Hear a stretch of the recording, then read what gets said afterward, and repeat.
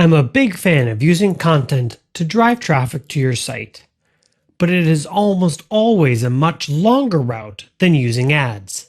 Think about it. You have to strategize, create, and then publish content. That takes days to make, and then it takes weeks or even months to show up in search engines when someone types in a generic term instead of your brand name. On the other hand, advertising is almost immediate. You still have to strategize and create the ads, but they're typically approved that day, and they could immediately reach thousands of people, or even more if you have the budget. Not only that, but you aren't just getting in front of a random 1,000 people, they're usually more targeted than that. How you target will depend on the advertising platform, but there are two broad categories: intent marketing and psychographic marketing.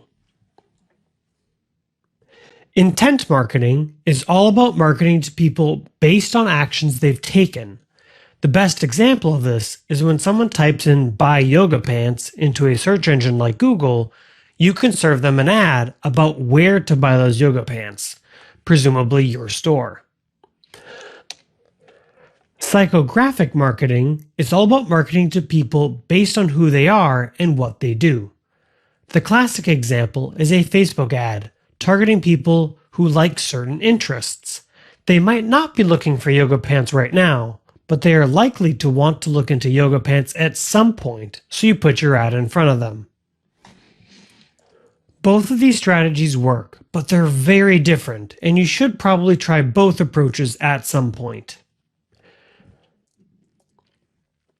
Generally speaking, the intent-based marketing is the most direct way to a sale, but it also works a lot better for simple products.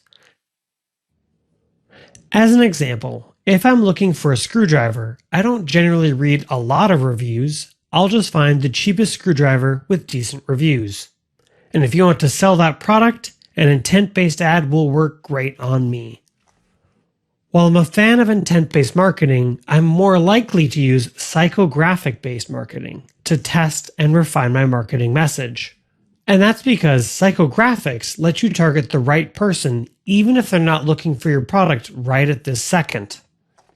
When I was launching my product, I wrote 10 headlines and then found or created 10 images. I then combined the headlines and images and made some ads and tested them. Which of these 6 ads do you think performed best? Go ahead and pause this video for a second and think about it, and then make a guess.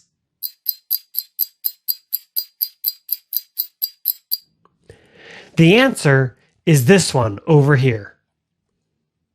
This image shows the components of my game. People really wanted to see inside the box. The headline was okay, and I can keep iterating on that at some point and testing different variations. But from the actual data, I know that this image far outperformed the others and got me the most newsletter signups. If we take a look at the campaign, I'll scroll down, and you can see that the very first image I share is the overhead shot of the components. So running ads can get you a ton of useful information about what resonates with your audience, and it can build a list of interested customers or send people directly to your site to make a purchase. If you can create a series of ads that lead to landing pages on your site, which lead to actual sales, and you can do this while making more money than you spend, that is the best case scenario and what most store owners dream of. Ads can be incredibly powerful for store owners. They are, however, expensive. So if you really want to get into them, you should check out some of the courses in the library about online advertising to see which platform you want to experiment with and the best way to do so.